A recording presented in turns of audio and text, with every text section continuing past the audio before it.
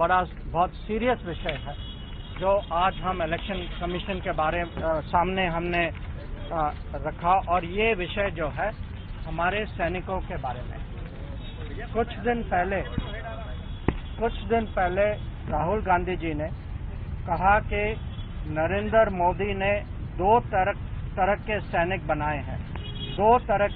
बनाए हैं, एक गरीब का बेटा, दलित, आदिवासी, पिछड़े वर्ग का बेटा, सामान्य जाति का गरीब परिवारों का बेटा, अल्पसंख्यक का बेटा, और दूसरा जो अमीर घर का बेटा होगा।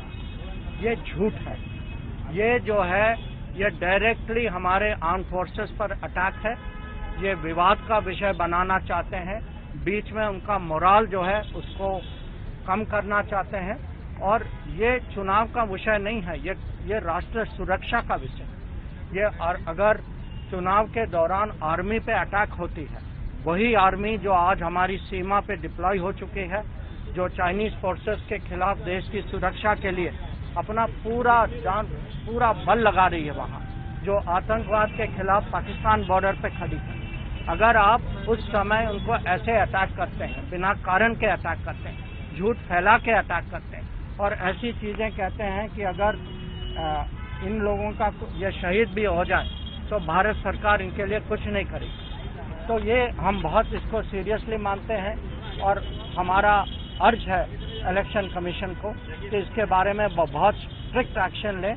ऐसी चीज आगे भी नहीं होनी चाहिए, और इनको रिट्रैक्ट करना चाहिए पब्लिक में। मैं ये भी आप लोगों को याद दिलाना चाहता हूँ, यह पहली बार नहीं है कि हमारे सैनिकों पे कांग्रेस पार्टी और राहुल गांधी पर्सनली उनका अटैक हुआ।